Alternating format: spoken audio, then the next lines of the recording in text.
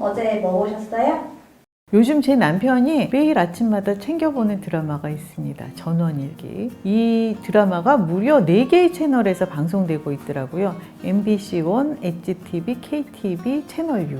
MBC1에서는 일요일 아침에 8시부터 오후까지 900회대가 방송이 되고 있었고요. HTV에서는 역시 아침 8시부터 점심쯤까지 800회대가 방송이 되고 있었어요. 두 채널에서 동시에 방송이 되고 있는 거예요. 그만큼 보는 분들이 많다는 얘기겠죠. 채널 U에서는 300회대가 방송되고 있었는데 300회 때면은 뭐 1980년대 중후반 정도일 것 같아요. 김혜자 씨 머리가 검더라고요. 그 후반부에는 머리 하얗게 이렇게 나오셨는데 800회, 900회 때라고 해도 1990년대쯤이겠죠. 그러면 지금부터 뭐 20, 30년 전 그 연기자들이 젊은 모습이잖아요. 용진, 용식이 뭐 그런 분들이 다 젊은데 왜 요즘은 그 시술을 했잖아요. 그런데 그때는 젊은데도 시술을 안 해서 이런 표정 주름들 있잖아요. 이런 데 주름이 그대로 살아있어요. 젊은데 주름은 아직 있는 그런 거 보면서 재밌다고 생각했습니다. 그거 한 3, 40년 전인데 김수미 씨, 김혜자 씨가 쪽신머리로 나와요. 이렇게 비녀 꽂는 할머니 정혜란 씨 방에 그 노쇠 화로가 놓여져 있고 인두도 있고 한 40년 전의 그림인데 그렇더라고요.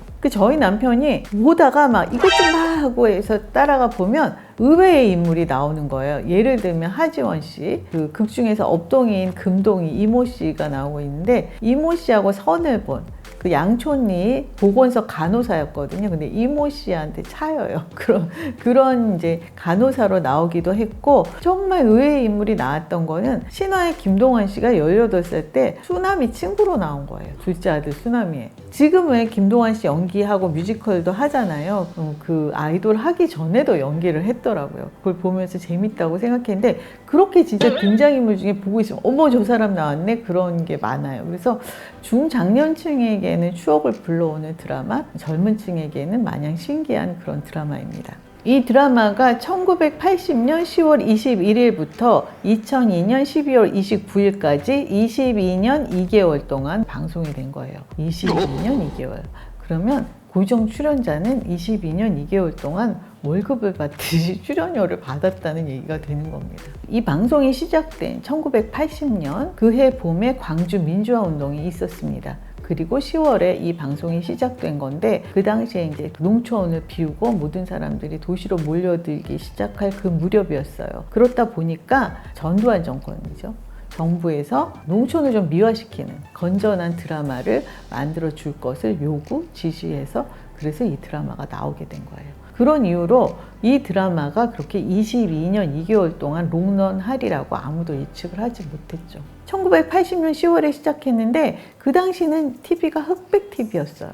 여러분 1980년에 우리는 흑백 TV를 봤습니다. 그러다가 그 해에 12월 1일에 KBS에서 수출의 날 기념으로 컬러 방송을 시작했거든요. 이제 그 이후에 이제 차차 컬러가 된 거죠. 우리나라가 전 세계적으로 몇 번째 컬러 방송을 했을까요? 81번째래요. 우리나라가 문화에서 그렇게 뒤처져 있었어요. 북한은 우리보다 6년 앞서서 컬러 방송을 시작했다고 합니다. 이렇게 시작된 전원일기, 아름다운 농촌 공동체를 보여주는 드라마였죠. 그 안에서 할머니, 아버지, 어머니, 자식들 또 손자들 이렇게 대가족이 어우러져 살아가고 이웃들하고 정말 가족처럼 지내는 농촌 드라마였는데 최불암 씨하고 김혜자 씨 20여 년 동안 이제 부부로 나오다 보니까 그냥 당연히 부부로 여기는 분들이 많았어요. 그리고 원래 최불암 씨 아내 되시는 분이 김민자 씨 이름도 비슷하잖아요. 그래서 오해하는 분들이 많았습니다. 그런데 이 드라마 안에서 82년에 둘째 아들 용식이하고 그 순영이가 결혼을 하고 83년에 일용이하고 그 일용이 처 혜숙 씨가 결혼을 하고 그리고 84년에 수남이하고 복길이가 태어났어요. 근데 제가 82년에 결혼을 하고 84년에 첫애를 낳았거든요. 그러니까 극중 캐릭터하고 저희하고 같이 나이를 먹어가는 거예요. 극 안에서 똑같이 나이를 먹어갔습니다. 그 복길이가 초등학교 들어가서 이제 입학해서 시험을 보는 에피소드가 있었는데 그때 우리 딸도 집에서 시험을 본다고 첫 시험 본다고 아주 난리 부르스를 쳤었거든요. 막 애를 쥐잡듯 잡는데 TV 안에서도 그러고 있더라고요. 복길이 역할의 노영숙 씨는 2살부터 13살까지 복길이 역할을 했는데 나중에 MBC 스타 스페셜 생각난다에서 최불암 씨하고 재회를 했어요. 2살 때부터 13살까지 하면서 받은 출연료로 대학 등록금을 내고 있다 이렇게 얘기를 하고 있더라고요. 김지영 씨가 이제 복길이로 나중에 성인이 돼서 나오잖아요. 근데 김지영 씨 나이 차이가 이제 노영숙 씨하고 10살 정도 차이가 나니까 그 당시에 이제 등장 인물들의 나이를 재조정했어요. 그때부터 84년생이었는데 복길이가 79년생으로 나오더라고요. 갑자기 우리하고 같이 나이를 먹어가다가 갑자기 이게 뭔가 다 틀어지는 그런 상황이었습니다. 근데 제가 이 등장인물 중에 안타깝게 여기는 분이 창수 아내 개똥 엄마 혜란이로 나오는 이제 이상미 씨가 있어요. 이분이 얼굴이 참 예쁘세요. 그런데 도시적인 이미지 역할을 맡으면 그 캐릭터 때문에 너무 안 어울리는 거예요. 너무 어색한 거예요. 근데 이분을 비롯해서 전원일기에 출연하게 된 거는 22년 동안 직업이 보장이 된 거니까 약이겠지만 연기자로서는 독이 된 경우도 많았습니다. 고두심 씨라든지 김수미 씨 다 이렇게 어머니 역할밖에 못 하잖아요. 그게 전원일기의 영향일 수 있는 거죠. 김 회장의 극중 이름이 김민재라는 거는 다들 아십니다. 그런데 김혜자 씨의 극중 이름이 이은심, 그리고 정혜란 씨 이름이 박부용, 큰며느리 고두심 씨가 박은영이라는 거는 아무도 모르세요. 그 중에 이제 에피소드 하나가 집에 전화가 왔는데 박은영을 찾으니까 그 어머니가 은영이 누군데 우리 없는데 막 이런 에피소드도 있었어요. 고두심 씨는 처음부터 영남이가 있었으니까 영남이 엄마로 불렸지 은영이라는 이름을 쓸 일이 없었어요. 동네에서는 그냥 김 회장 댁, 김 회장 어머니, 큰 며느리, 둘째 며느리 이런 식으로 불린 거예요. 일용이처 그 김혜정 씨가 맡았던 이혜숙이라는 인물은 그때나 지금이나 복길이 엄마로 불리고 있잖아요. 혼인한 여자는 남편에게 딸리거나 시아버지에게 딸리거나 그러다 자식에게 딸리는 이름 없는 존재로 살아가는 거죠. 그게 그 시대의 여성상 현주소였어요. 그런데 사실 생각해보면 제가 지금 살고 있는 집에 이사를 와서 둘째 아이를 낳았거든요. 그리고 지금까지 쭉 살고 있는데 저희 동네 사람들이 제 이름을 알까요? 제 이름을 모를 것 같아요. 그게 전원일기 일만은 아니지 싶어요. 뭐 누구누구 엄마? 몇 호 엄마, 몇 호 아줌마 이렇게 알고 있겠죠. 여자가 자기 이름을 찾는다는 것이 참 어렵습니다. 김민재 회장, 김 회장이 농촌운동에 헌신한 한국의 아버지상으로 추앙을 받고 존경을 받습니다. 최불암 씨의 이미지가 그렇게 만들어졌죠. 그런데 지금 와서 극중에서 보면 이 사람이 정말 대단한 효자인데 입으로만 효자예요. 아내, 자식들, 며느리들을 활용해서 어머니에게 효도를 하게 합니다. 아내가 조금이라도 자기 어머니에게 소홀한 기미가 보이면 노발대발, 폭력적인 언사를 서슴지 않아요. 아니 저 영감이 정말 미치셨나? 그런 생각이 저절로 날 정도로 막 화를 내요. 지금 보면 그 김혜자 씨가 너무너무 불쌍해요. 근데 그때는 너무 그런 아버지가 흔했으니까 그러려니 하고 봤던 것 같아요. 뭐 농촌도 도시도 마찬가지예요. 그 당시 80년대 며느리는 좀 문서 없는 종 같은 존재였던 것 같아요. 그 전에는 더 심했겠죠. 저는 이제 80년대 며느리였으니까. 며느리들, 큰 며느리, 작은 며느리가 다 집안일도 하고 밭일도 하고 왜 그렇게 힘들게 맨날 쩔쩔매면서 살아야 했는지 모르겠어요. 돈 한 푼도 제대로 못 쓰고. 김 회장은 막 효자라고 대단히 칭송을 받아요. 막 존경받는 어르신으로 동네 사람들이 무슨 일만 생기면 그 김 회장하고 다 의논을 하잖아요. 제가 그 당시 보면서도 의아했던 것이 일용처 그 혜숙 씨가 정말 억척 같고 알뜰살뜰 숟가락 몽댕이 하나 없는 집에 시집을 와서 그렇게 집안을 일궈가지고 돈을 알뜰하게 모아서 땅을 사겠다고 처음으로 땅을 사는 거예요. 혜숙 씨 이름으로 해주는 거는 바라지도 않고 땅 사는데 가지도 않아요. 계약하는데. 혜숙 씨가 위치가 그랬던 거예요. 그렇게 무시당하고 서름을 받아서 돈을 모았는데 땅을 사는데 돈만 내놓고 권리는 없는. 그게 진짜 그 시대의 여성이었어요. 지금 보면 김 회장의 어머니 정혜란 씨도 되게 얄밉습니다.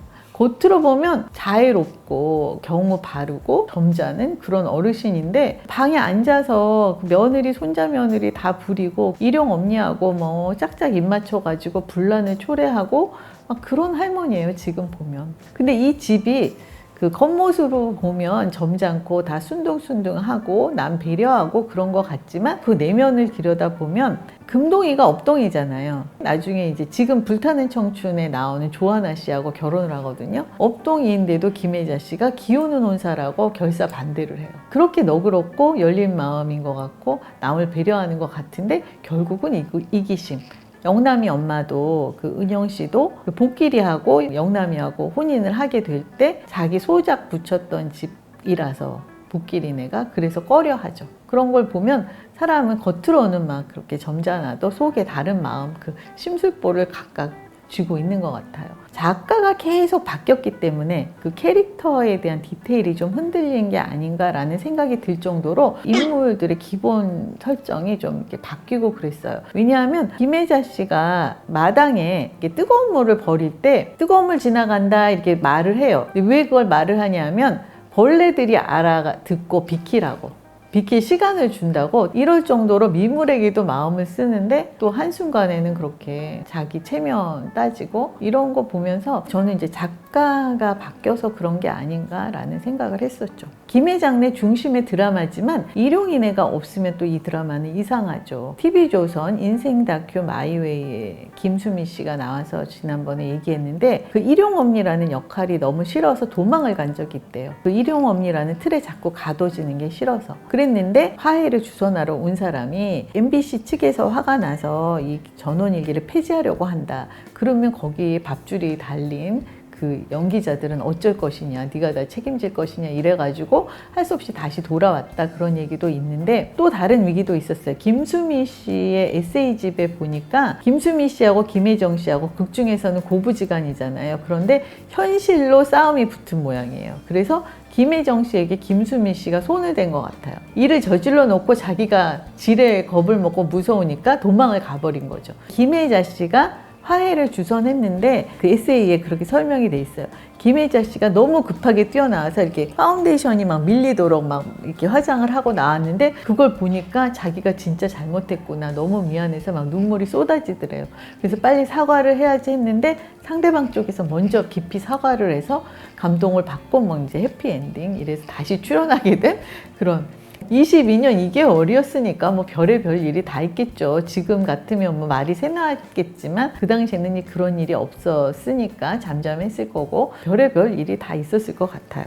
2002년의 종영 사유는 소재 고갈이었어요. 너무 많은 이야기를 하다 보니까 이제 할 이야기가 없다. 그 농촌의 삶에 대해서 이제 더 이상 또 관심이 없어진 것도 이유일 것 같고 또 다른 이유로는 출연료 때문이라는 이야기가 있어요. 연기자들은 경력에 따라서 등급이 올라가잖아요. 이 연기자들은 경력이 계속 올라갔으니까 출연료가 너무 비싼 거죠. 동네에 돌아다니다 한마디씩 하는 할아버지 할머니도 한마디 하고 들어가는데 출연료가 너무 비싼.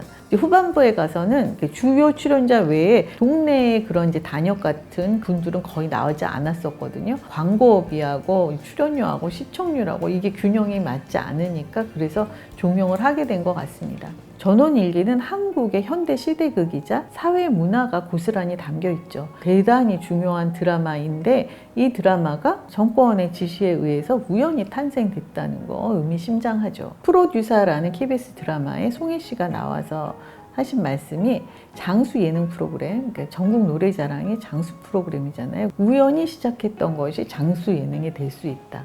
그렇게 거창한 기획하에 나오진 않는다는 거예요. 그런 걸 보고 전원일기를 보면서 제가 우연히 무심히 시작했던 이 텔레비평이 장수 채널이 될 수 있을까 하고 기대를 해보는 너무나 우연히 시작했기 때문에 송혜 씨 말에 의미를 제가 부여하면서 봤습니다. 이제 또 다른 김칫국을 마시네요, 제가.